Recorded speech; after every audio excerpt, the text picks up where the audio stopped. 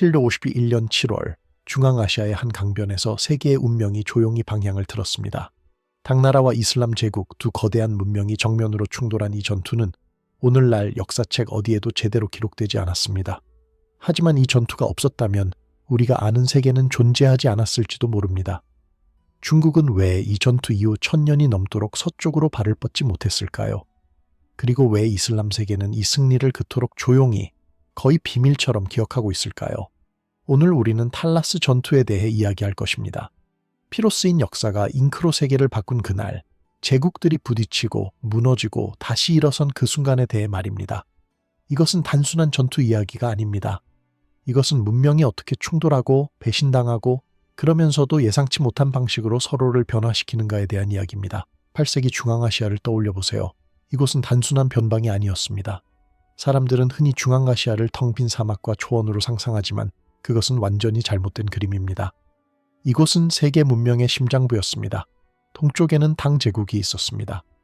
당나라는 인류 역사상 가장 화려하고 강력한 제국 중 하나였습니다. 수도 장안에는 100만 명이 넘는 사람들이 살았고 페르시아 상인들이 비단을 팔았으며 일본 사신들이 문화를 배우러 왔고 불교 승려들이 경전을 번역했습니다.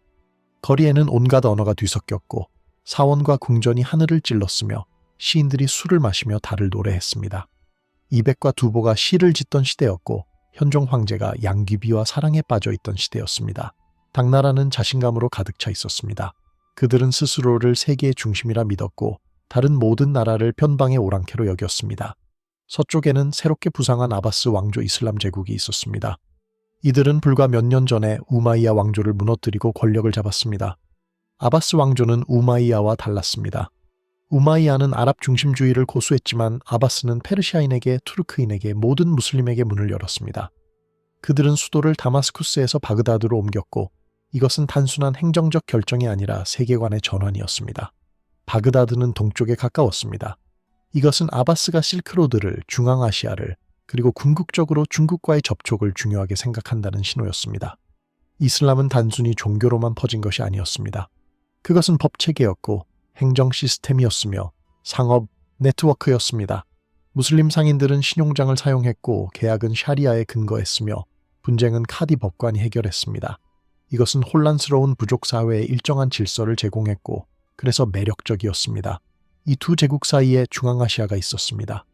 이 광활한 땅은 실크로드가 관통하는 교역의 중심지였습니다. 비단과 도자기가 동쪽에서 서쪽으로 흘렀고 유리와 보석과 향료가 서쪽에서 동쪽으로 들어왔습니다. 이 교역로를 장악하는 자가 불을 장악했습니다. 하지만 실크로드는 단순히 물건만 운반하는 길이 아니었습니다. 정보가 오갔고 종교가 전파되었으며 사상이 교류되었습니다. 불교는 인도에서 중국으로 이 길을 통해 들어왔고 조로아스터교는 페르시아에서 동쪽으로 퍼졌으며 이슬람은 이제 이 길을 따라 동진하고 있었습니다. 중앙아시아는 세계의 교차로였고 그래서 모든 제국이 이곳을 원했습니다. 하지만 중앙아시아는 빈 땅이 아니었습니다. 초원 유목민들이 있었습니다. 투르크계 부족들이 말을 타고 이 광활한 땅을 누볐고 소그드 상인들이 대상을 이끌며 도시와 도시를 연결했으며 수많은 작은 오아시스 왕국들이 살아남기 위해 외교 줄타기를 했습니다. 이곳의 정치는 복잡했습니다. 충성은 고정되지 않았고 동맹은 수시로 바뀌었으며 오늘의 친구가 내일의 적이 되는 일은 너무나 흔했습니다. 중앙아시아는 끊임없이 권력이 교체되는 유동적인 공간이었고 제국들은 이 유동성을 이해하지 못했습니다. 아니, 이해하려 하지 않았습니다. 그들은 이곳을 자신들의 질서로 재편하려 했고 그것이 바로 충돌의 시작이었습니다. 두 제국 모두 직접적인 충돌을 원하지는 않았습니다. 당나라는 이미 광대한 영토를 다스리고 있었고 티베트와 분쟁 중이었으며 내부적으로도 여러 문제를 안고 있었습니다. 아바스 왕조는 이제 막 권력을 잡았고 내부 통합이 필요했으며 우마이야 잔당들을 소탕해야 했습니다. 하지만 영향력의 확장은 피할 수 없는 운명이었습니다. 제국이라는 존재 자체가 확장을 요구했고 안보는 국경 너머의 통제를 필요로 했으며 경제적 이익은 더 많은 영토를 요구했습니다. 두 제국은 마치 자석처럼 서로를 향해 끌려갔고 그 충돌 지점이 바로 탈라스 강이었습니다. 탈라스 전투는 단순한 전쟁이 아니었습니다. 이것은 문명 간 한계선이 결정되는 순간이었습니다. 동쪽과 서쪽, 중국과 이슬람, 불교와 무슬림, 두 세계가 서로의 존재를 확인하고 경계를 긋는 역사적 순간이었습니다. 하지만 이상하지 않습니까? 이토록 중요한 전투가 왜 역사에서 거의 잊혔을까요? 서양 역사에서는 투르프와티의 전투를 끝없이 이야기합니다. 샤를 마르텔이 이슬람 군대를 막아 기독교 유럽을 구했다고 말합니다. 중국 역사에서는 적벽대전을 수없이 되새깁니다. 조조의 야망이 좌절된 순간을 삼국의 균형이 확정된 전투를 말입니다. 하지만 탈라스는 양쪽 모두에서 조용합니다. 당나라는 이 패배를 인정하고 싶지 않았습니다. 그것은 제국의 자존심의 상처였고 천하의 중심이라는 신화에 금이 가는 사건이었기 때문입니다. 이슬람 세계는 이 승리를 과장하지 않았습니다. 그들에게 이것은 수많은 전투 중 하나였고 더 중요한 내부 문제들이 산적해 있었기 때문입니다. 역사는 승자가 쓴다고 하지만 때로는 승자도 침묵을 선택합니다. 탈라스는 그런 전투였습니다. 세계를 바꿨지만 세계는 그것을 기억하지 않기로 한 전투입니다. 8세기 중반의 당나라를 상상해 보세요. 이것은 인류 역사상 가장 강력한 제국 중 하나였습니다. 수도 장안은 100만 명이 넘는 인구가 사는 세계 최대의 도시였습니다. 이 도시의 거리를 걸으면 온갖 언어가 들렸습니다. 페르시아어, 소그드어, 산스크리트어, 티베트어, 투르크어, 그리고 물론 중국어가 뒤섞였습니다. 시장에서는 비단 옷을 입은 귀족들이 진귀한 보석을 흥정했고 승려들이 경전을 펼쳐놓고 토론했으며 술집에서는 시인들이 취기를 빌려 시를 낭송했습니다. 당나라의 군대는 조직적이었습니다. 병법은 체계화되었고 무기는 정교했으며 보급 시스템은 효율적이었습니다. 관료제는 과거 시험을 통해 인재를 선발했고 지방행정은 정연했으며 법전은 상세했습니다. 문화는 찬란했습니다. 시, 서예, 회화, 음악 모든 예술이 꽃피었습니다. 당나라는 단순히 강력한 것이 아니라 매력적이었습니다. 주변 국가들은 당나라를 두려워하면서도 동경했고 그들의 문화를 모방하려 했습니다. 안서도어부는 이런 당나라의 자신감이 구현된 상징이었습니다. 도어부라는 제도 자체가 천재적이었습니다. 이것은 단순한 군사 기지가 아니었습니다. 행정, 군사, 외교를 총괄하는 거대한 시스템이었습니다.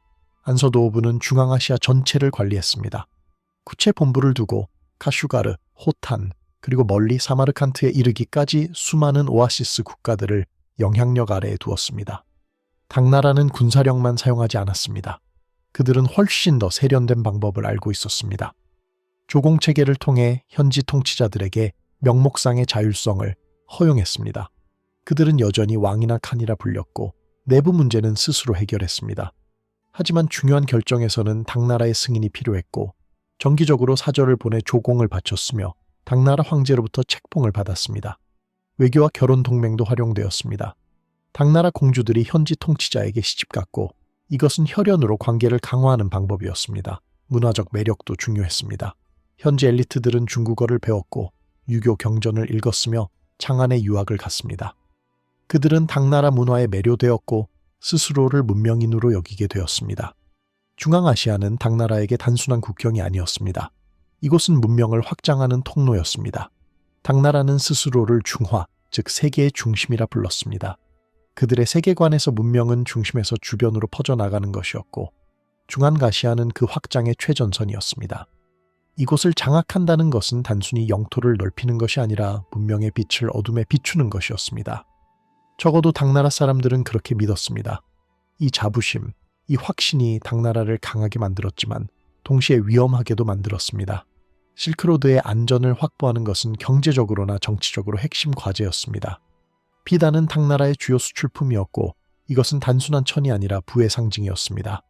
로마 시대부터 서양인들은 중국 비단에 열광했고 그 무게만큼의 금을 지불했습니다. 도자기도 중요했습니다. 당나라의 도자기는 예술품이었고 전 세계로 팔려나갔습니다. 반대로 서쪽에서는 유리가, 보석이, 향료가, 귀금속이 들어왔습니다. 이 교역이 원활해야 세금이 거쳤고 상인들이 번영했으며 제국의 금고가 채워졌습니다. 하지만 경제보다 더 중요한 것은 위신이었습니다. 실크로드를 장악한다는 것은 당나라가 세계의 중심임을 증명하는 것이었습니다. 사절들이 와서 조공을 바치고 상인들이 와서 허리를 굽히고 왕들이 와서 책봉을 받는 것, 이 모든 것이 천자의 위엄을 보여주는 무대였습니다. 당나라는 이 길을 지키기 위해 막대한 자원을 쏟아부었고 그 선봉에 고선지라는 장군이 있었습니다. 고선지는 특이한 인물이었습니다. 그는 고구려 출신이었습니다. 668년 당나라와 신라 연합군에 의해 고구려가 멸망하자 수많은 고구려인들이 당나라로 끌려갔거나 이주했습니다. 고선지의 아버지도 그중 하나였고 고선지는 당나라에서 태어나 자랐습니다. 멸망한 나라의 후예였지만 그는 당나라 군대에서 최고위 장군까지 올랐습니다. 이것은 당나라 체제의 개방성을 보여주는 동시에 제국이 얼마나 인재에 목말라 있었는지를 보여줍니다. 출신이 중요하지 않았습니다. 능력이 중요했습니다. 고선진은 전술적 천재였습니다. 그의 군대는 규율이 엄격했습니다. 명령체계는 명확했고 훈련은 가혹했으며 행군은 정확했습니다. 중장보병은 방어에 강했습니다. 두꺼운 갑옷을 입고 큰 방패를 들고 창과 칼로 무장한 이들은 어떤 돌격도 막아낼 수 있었습니다. 쇠뇌는 당시로서는 압도적인 화력이었습니다. 활보다 훨씬 강력했고 갑옷을 뚫을 수 있었으며 훈련이 덜 된 병사도 사용할 수 있었습니다. 고선진은 이 무기들을 완벽하게 조합할 줄 알았습니다. 그는 파미르 고원을 넘는 대원정을 성공시켰습니다. 파미르는 세계의 지붕이라 불리는 곳이었습니다. 험준한 산맥, 얇은 공기, 혹독한 추위, 군대를 이끌고 이곳을 넘는다는 것은 거의 불가능해 보였습니다. 하지만 고선진은 해냈습니다. 그는 티베트와의 전투에서도 승리를 거두었습니다. 티베트는 당나라의 최대 적수 중 하나였고 그들의 기병은 강력했으며 지형을 완벽히 이해하고 있었습니다. 하지만 고선진은 그들을 물리쳤습니다. 그는 중앙아시아 여러 나라를 복속시켰습니다. 타슈켄트를 함락시켰고 페르가나를 압박했으며 사마르칸트까지 영향력을 뻗쳤습니다. 당 조정은 그를 믿었습니다. 황제는 그에게 막대한 군사적 자율권을 주었고 그는 그 믿음에 부응했습니다. 적어도 탈라스까지는 말입니다. 하지만 이 자신감에는 위험이 내재되어 있었습니다. 당나라는 중앙아시아를 너무 자신의 관점으로만 바라봤습니다. 그들은 이곳을 혼란스러운 변방으로 봤습니다. 질서가 필요한 공간으로 중화 문명으로 계몽해야 할 대상으로 봤습니다. 현지의 복잡한 정치를 이해하지 못했습니다. 부족 간의 미묘한 균형을, 충성이 어떻게 작동하는지를, 유목민들의 독립적인 사고방식을 제대로 파악하지 못했습니다. 제국의 시선은 명확했지만 그만큼 경직되어 있었습니다. 그들은 규칙과 위계와 조공체계를 이해했지만 초원의 자유와 이동성과 생존 논리를 이해하지 못했습니다. 그리고 이 경직성이 결국 탈라스에서 치명적인 약점이 됩니다. 이제 서쪽을 봐야 합니다. 750년 이슬람 세계에 거대한 지각 변동이 일어났습니다. 우마이야 왕조가 무너졌습니다. 이것은 갑작스러운 일이 아니었습니다. 수십 년간 불만이 쌓여 있었습니다. 우마이야는 아랍 중심주의를 고수했습니다. 이슬람으로 개종한 페르시아인들, 투르크인들, 베르베르인들은 여전히 2등 시민 취급을 받았습니다. 그들은 무슬림이었지만 아랍인이 아니었기 때문입니다. 세금은 더 많이 냈고 고위직에는 오를 수 없었으며 사회적으로 차별받았습니다. 이 불만이 폭발했습니다. 아바스 가문이 혁명을 주도했습니다. 그들은 예언자 무함마드의 삼촌 아바스의 후손이라 주장하며 정통성을 내세웠고 동시에 모든 무슬림의 평등을 약속했습니다. 호라산 지역에 군대가 일어났고 전쟁은 빠르게 진행되었으며 우마이야의 마지막 칼리프는 도망치다 살해되었습니다. 아바스 왕조가 탄생했습니다. 이들은 수도를 다마스쿠스에서 바그다드로 옮겼습니다. 이것은 단순한 행정적 결정이 아니라 상징적 선택이었습니다. 다마스쿠스는 지중해에 가까웠고 서쪽을 향하고 있었습니다. 바그다드는 티그리스 강변에 위치했고 동쪽에 가까웠습니다. 이것은 아바스 왕조가 페르시아 문화를 받아들이고 실크로드 교역을 중시하며 동방에 더 큰 관심을 갖고 있다는 신호였습니다. 바그다드는 신도시였습니다. 계획적으로 건설되었고 원형 도시로 설계되었으며 궁전과 모스크가 중심에 자리 잡았습니다. 이 도시는 빠르게 성장했고 곧 세계 최대 도시 중 하나가 될 것이었습니다. 아바스 왕조는 단순히 정복만 원하지 않았습니다. 그들은 체계적인 통치를 원했습니다. 행정은 효율적이어야 했고 세금 징수는 공정해야 했으며 법은 이슬람법에 기초해야 했습니다. 트란스옥시아나 지역은 전략적으로 매우 중요했습니다. 트란스옥시아나는 문자 그대로 옥서스 너머의 땅이라는 뜻이었습니다. 옥서스는 아무다리아 강이 고대 이름이었고 이 강 너머가 바로 중앙아시아의 심장부였습니다. 소그디아나 지역을 포함한 이곳은 실크로드의 서쪽 관문이었습니다. 사마르칸트와 부하라 같은 도시들이 있었고 소그드 상인들의 봉어지였으며 동서교역의 핵심 지점이었습니다. 이 지역을 장악하는 자가 실크로드의 서쪽 절반을 통제했고 그것은 막대한 부를 의미했습니다. 이슬람은 단순한 종교가 아니었습니다. 물론 그것은 신앙체계였고 사람들에게 삶의 의미를 제공했으며 사후 세계에 대한 약속을 주었습니다. 하지만 동시에 그것은 훨씬 더 실용적인 것이었습니다. 이슬람은 행정체계였습니다. 어떻게 세금을 거들지, 어떻게 재판을 할지, 어떻게 계약을 집행할지에 대한 명확한 규칙이 있었습니다. 법 체계였습니다. 샤리아는 형법, 민법, 상법을 모두 포함했고 일상생활의 거의 모든 측면을 다뤘습니다. 상업, 네트워크였습니다.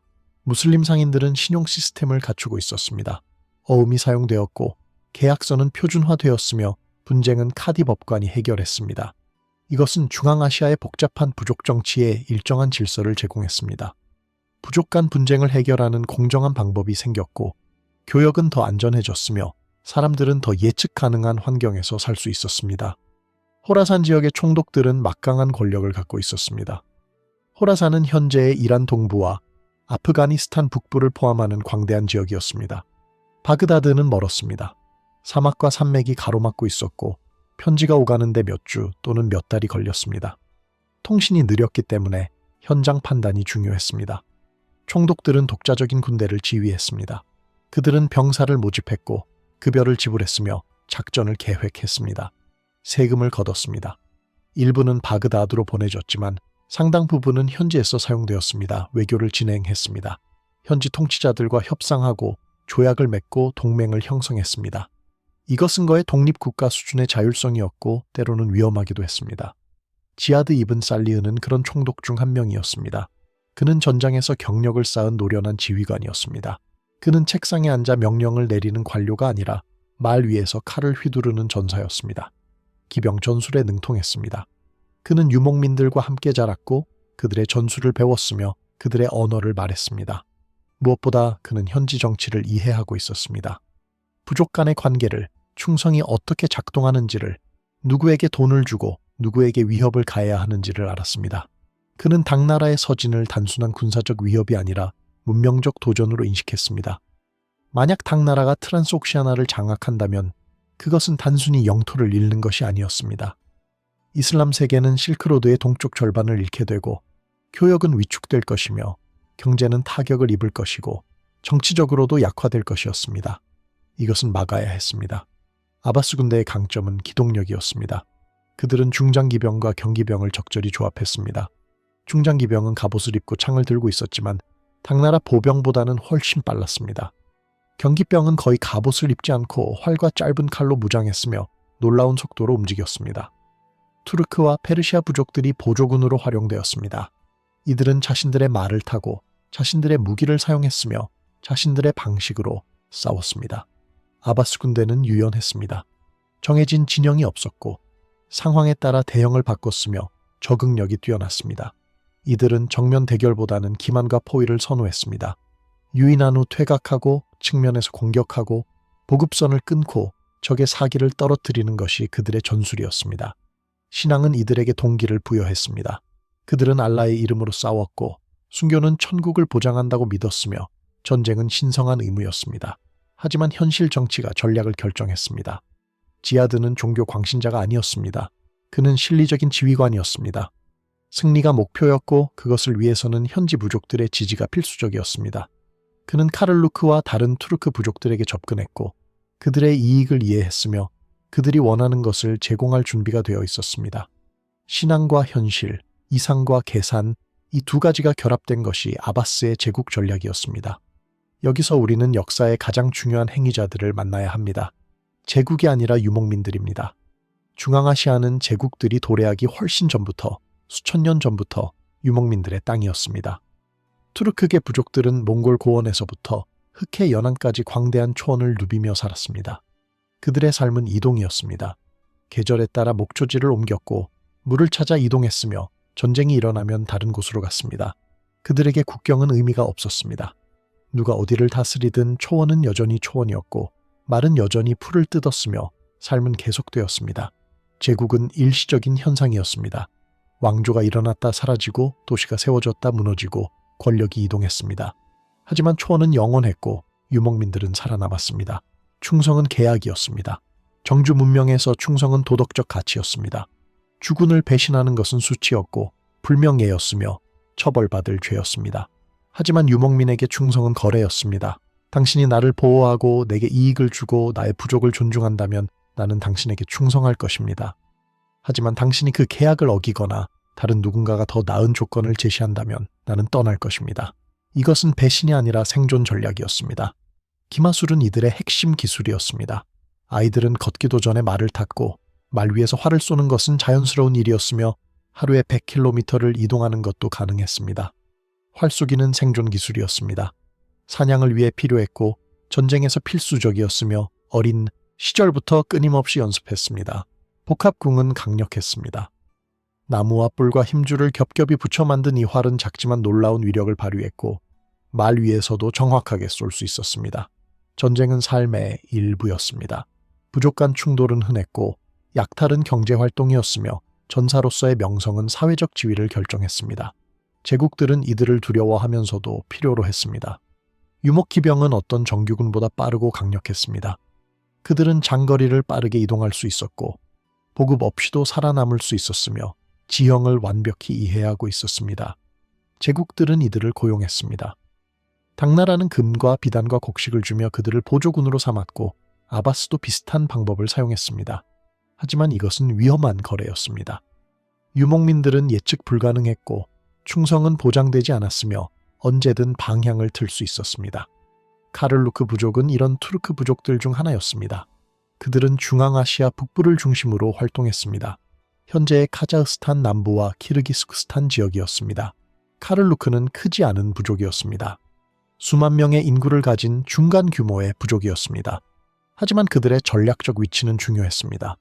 그들은 당나라와 이슬람 세계 사이에 위치했고 양쪽 모두와 교역했으며 양쪽 모두로부터 구애를 받았습니다. 카를루크의 지도자들은 정치적 계산에 능숙했습니다. 그들은 세력 균형을 이해했고 어느 쪽이 우세한지 파악했으며 자신들의 위치를 최대한 활용하려 했습니다. 당나라는 카를루크를 보조군으로 고용했습니다. 그들에게 비단과 금을 약속했고 명목상의 지위를 부여했으며 적을 함께 무찌를 동맹으로 대우했습니다. 아바스도 이들에게 접근했습니다.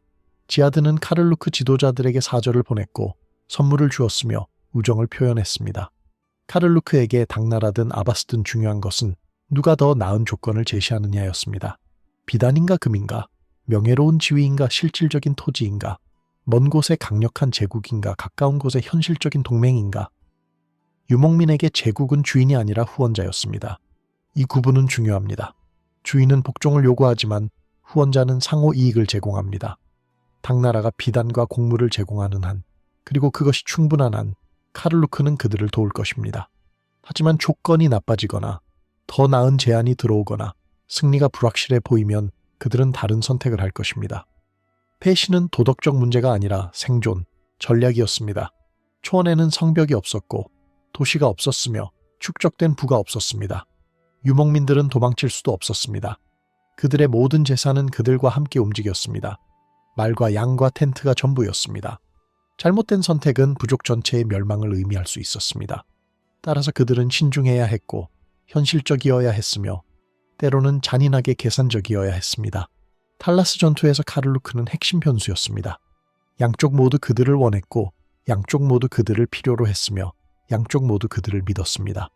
하지만 카를루크는 결국 선택을 해야 했습니다. 그리고 그들의 선택이 전투의 운명을 결정할 것이었습니다. 초원의 논리가 제국의 질서를 무너뜨리는 순간이 곧 다가오고 있었습니다. 전쟁의 직접적인 발단은 페르가나 계곡에서 시작되었습니다. 페르가나는 아름다운 곳이었습니다. 높은 산맥에 둘러싸인 비옥한 계곡으로 천산 산맥의 남쪽에 위치했습니다. 눈 녹은 물이 풍부하게 흘렀고 토지는 비옥했으며 농업이 번성했습니다. 하지만 이곳이 유명한 이유는 다른 것이었습니다. 명마였습니다. 페르가나의 말은 전설적이었습니다. 한나라 무제 시대부터 중국인들은 이 말들을 한혈마라 부르며 탐냈습니다. 전설에 따르면 이 말들은 피땀을 흘린다고 했습니다. 실제로는 피부병이었지만 중국인들은 이것을 신비로운 징조로 해석했습니다. 이 말들은 빠르고 강하고 지구력이 뛰어났으며 전쟁에 이상적이었습니다. 페르가나는 전략적 요충지이기도 했습니다. 이곳은 실크로드의 중요한 거점이었고 동서교역의 교차점이었으며 중앙아시아 여러 지역으로 가는 길목이었습니다. 이곳을 장악하는 자가 주변 지역에 영향력을 행사할 수 있었고 교역로를 통제할 수 있었으며 전략적 우위를 점할 수 있었습니다. 당연히 모든 이들이 이곳을 원했습니다. 750년대 초 페르간에서 또다시 권력 다툼이 발생했습니다. 이것은 새로운 일이 아니었습니다. 중앙아시아의 작은 왕국들에서 권력 다툼은 끊임없이 일어났습니다. 왕이 죽으면 아들들이 다투고 형제들이 배신하고 외척들이 개입하고 반란이 일어났습니다. 하지만 이번에는 상황이 달랐습니다. 한쪽은 당나라의 지원을 요청했고 다른 쪽은 이슬람 세력의 손을 뻗었습니다. 지방적 분쟁이 갑자기 국제적 사건이 되었습니다. 두 제국이 모두 개입할 구실을 찾았고 양측 모두 물러설 수 없었습니다. 고선지는 당 조정으로부터 서진 명령을 받았습니다. 명령은 명확했습니다. 페르가나를 안정시키고 당나라의 우호적인 통치자를 세우며 이슬람 세력의 영향력을 제거하라는 것이었습니다. 고선지는 신속하게 군대를 편성했습니다. 기록에 따르면 그의 군대는 10,000명에서 30,000명 사이였을 것으로 추정됩니다. 정확한 숫자는 사료마다 다르고 확실하지 않습니다. 하지만 분명한 것은 이것이 대규모 원정이었다는 사실입니다. 당군의 핵심은 중장보병이었습니다. 철제 갑옷을 입고 큰 방패를 들고 장창으로 무장한 이들은 방어의 핵심이었습니다. 쇠뇌병이 화력을 제공했습니다. 이들은 강력한 쇠뇌로 멀리서 적을 공격할 수 있었고 갑옷조차 뚫을 수 있었습니다. 기병은 주로 동맹 부족에서 충원되었습니다. 투르크 부족들, 특히 카를루크가 포함되었고 이들은 기동력을 제공했습니다. 고선지는 자신감이 있었습니다. 그는 이전에도 험난한 원정을 성공시켰습니다. 파미르 고원을 넘었고 티베트를 물리쳤으며 중앙아시아의 여러 나라를 복속시켰습니다. 탈라스도 다르지 않으리라 생각했습니다. 당군의 전술적 우위를 믿었고 보병의 방어력을 신뢰했으며 쇠뇌의 화력을 확신했습니다. 그는 아바스군을 얕잡아 보지는 않았지만 승리를 의심하지도 않았습니다. 아바스 측도 대응했습니다. 지아드 이븐 살리흐는 페르가나의 상황을 주시하고 있었고 당나라의 움직임을 파악했으며 군대를 동원하기 시작했습니다. 그는 호라산의 정규군을 소집했고 사마르칸트와 부하라의 지방군을 불렀으며 현지 투르크 부족들과 동맹을 맺었습니다. 그의 군대 규모도 비슷했을 것으로 추정됩니다. 아마도 수만 명 정도였을 것입니다.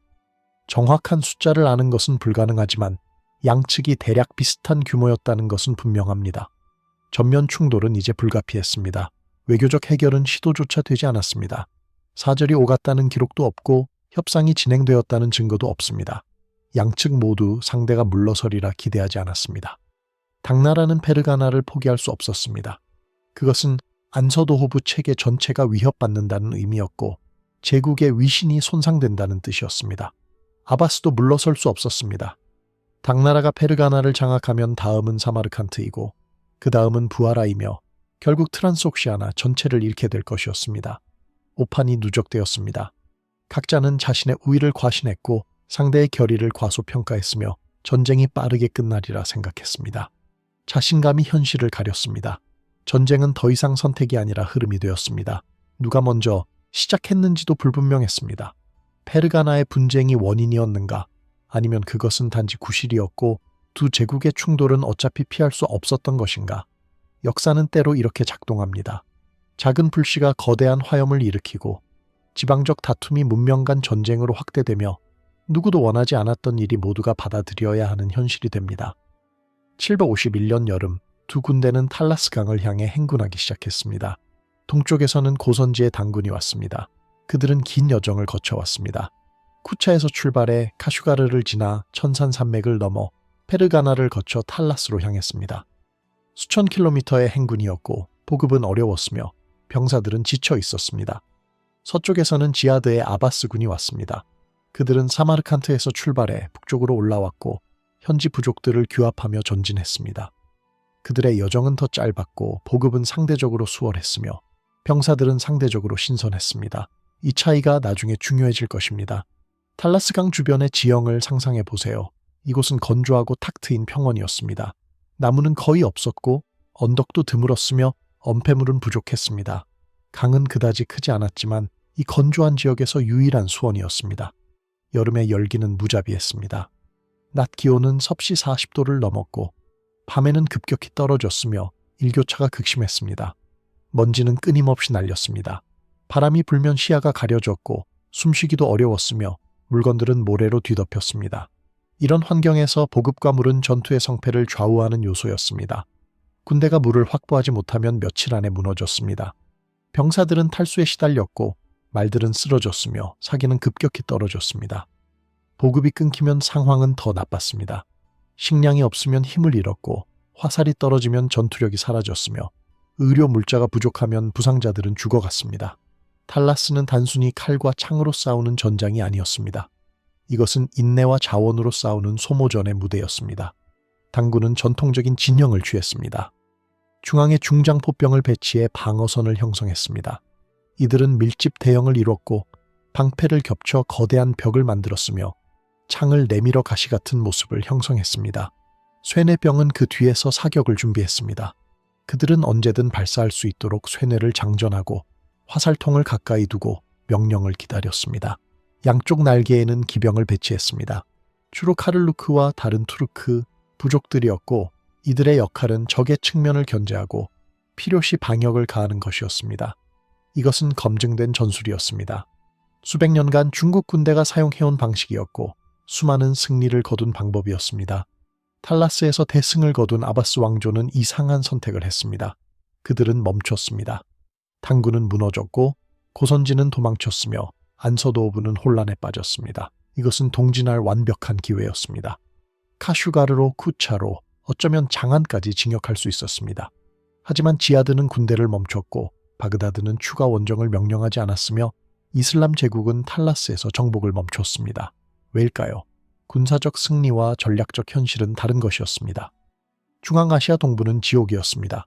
타클라마칸 사막이 가로막고 있었고 천산산맥이 하늘을 찔렀으며 고비 사막이 끝없이 펼쳐져 있었습니다. 보급선은 수천 킬로미터 늘어날 것이었고 물과 식량을 구하기는 거의 불가능했으며 겨울이 오면 군대는 얼어 죽을 것이었습니다. 아바스 군대는 기병 중심이었는데 말들을 어떻게 먹일 것인가? 사막에는 풀이 없었고 산맥에는 길이 없었으며 오아시스 사이의 거리는 며칠치 행군이었습니다. 이것은 자살 행위였습니다. 당제국은 패했지만 완전히 붕괴된 적국이 아니었습니다. 장안은 여전히 서 있었고 황제는 여전히 통치했으며 수십만의 군대가 여전히 존재했습니다. 탈라스는 하나의 전투였지 전쟁의 끝이 아니었습니다.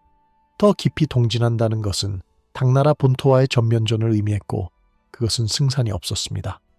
아바스는 이것을 알고 있었습니다. 승리는 달콤했지만 과도한 야망은 파멸로 이어집니다. 더 깊은 동방 원정은 정치적 부담도 컸습니다. 아바스 왕조는 이제 막 권력을 잡았습니다. 내부 통합이 필요했고 우마이야 잔당들을 완전히 제거해야 했으며 지방 총독들의 충성을 확보해야 했습니다. 군사적 모험에 자원을 쏟아붓는 것은 위험했습니다. 바그다드는 아직 완공되지 않았고 행정체계는 정비 중이었으며 재정은 안정되지 않았습니다. 제국은 정복보다 관리를 필요로 했습니다. 지하드와 바그다드의 칼리프는 현실적인 판단을 내렸습니다. 탈라스를 종착점으로 삼기로 했습니다. 이것은 패배가 아니라 전략이었습니다. 중앙아시아 서부를 확실히 장악하고 트란스옥시아나를 완전히 이슬람화하며 실크로드의 서쪽 절반을 통제하는 것으로 충분했습니다. 더 이상의 확장은 필요 없었고 가능하지도 않았으며 현명하지도 않았습니다. 이 선택이 이후 수세기 동안 국경을 고정시켰고 동과 서의 경계를 만들었으며 우리가 아는 세계의 지도를 그렸습니다. 승리는 멈출 때를 아는 것입니다. 탈라스 전투 이후 진짜 변화는 조용히 일어났습니다. 실크로드의 통제권이 이슬람 세계로 넘어간 것입니다. 하지만 이것은 군사 정복으로 이루어지지 않았습니다.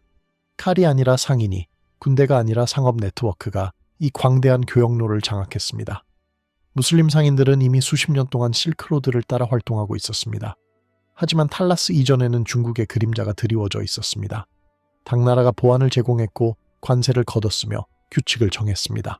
탈라스 이후 이 그림자가 사라졌습니다. 소그드 상인들의 역할이 변화했습니다. 소그드인들은 수세기 동안 실크로드의 중개자였습니다. 그들은 페르시아어를 말했고 중국어를 배웠으며 투르크어도 이해했습니다. 그들은 모든 곳에 있었고 모든 이와 거래했으며 모든 물건을 운반했습니다.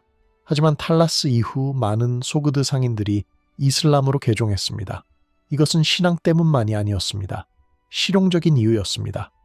무슬림 상인들은 네트워크가 강력했고 신용 시스템이 발달했으며 법적 보호를 받았습니다.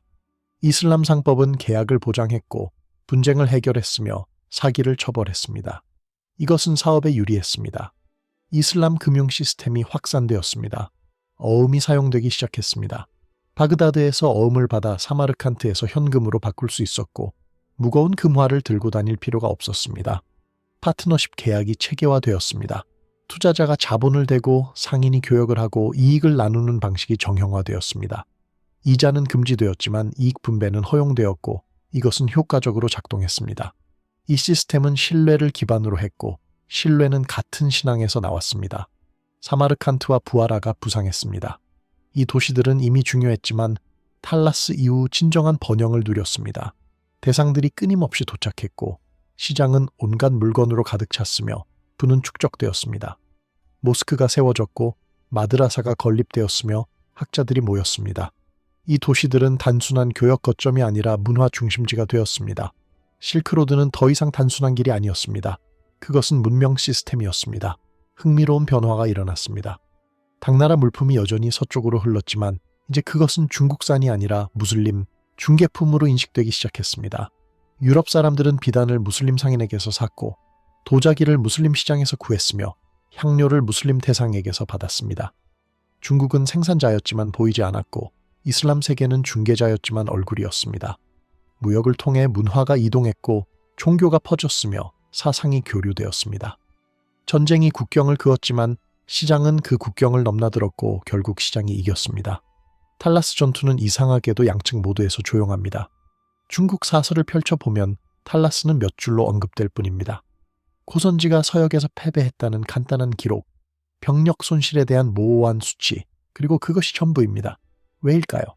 중국 역사 서술에서 패배는 부끄러운 것이었습니다. 특히 변방에서의 패배는 더욱 그랬습니다. 당나라는 스스로를 천하의 중심이라 불렀는데 그런 제국이 서쪽 끝에서 이름도 생소한 적에게 패배했다는 사실은 받아들이기 어려웠습니다. 더욱이 탈라스 패전 후 몇 년 안에 안사의 난이 발생했고 제국은 생존 자체가 위협받았습니다. 변방의 전투는 더 이상 중요하지 않았습니다. 이슬람 사료에서도 탈라스는 그다지 두드러지지 않습니다. 아랍 역사가들은 이 전투를 언급하지만 위대한 서사시로 만들지 않았습니다.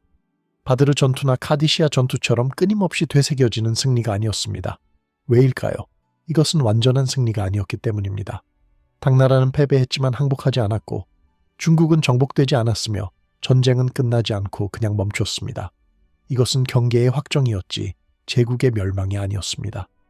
이슬람 세계에게 더 중요한 것은 내부 통합이었고 바그다드 건설이었으며 학문의 발전이었습니다. 제국의 공식 서사에서 애매한 전투는 자연스럽게 지워집니다. 역사는 명확한 이야기를 선호합니다. 결정적 승리, 영웅적 희생, 운명을 바꾼 순간 이런 것들이 기억됩니다. 하지만 탈라스는 애매했습니다. 승자는 있었지만 추격은 없었고 패자는 있었지만 항복은 없었으며 전투는 끝났지만 전쟁은 계속되었습니다. 이런 종류의 사건은 역사가들을 불편하게 만들고 불편한 역사는 축소되고 축소된 역사는 잊힙니다. 유럽 중심 세계사에서 탈라스는 더욱 잊혔습니다. 유럽은 8세기 중앙아시아에 없었고 그 전투가 유럽에 직접적 영향을 주지 않았으며 따라서 기록되지 않았습니다. 서양 역사가들은 투르프아티의 전투를 끊임없이 이야기합니다.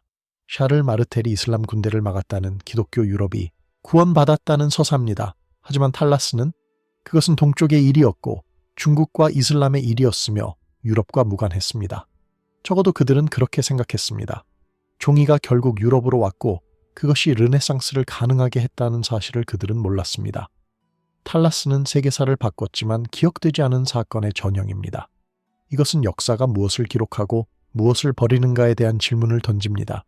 승리가 기억되는가 아니면 서사가 명확한 사건이 기억되는가, 제국의 관점이 역사를 쓰는가 아니면 후대의 해석이 과거를 재구성하는가.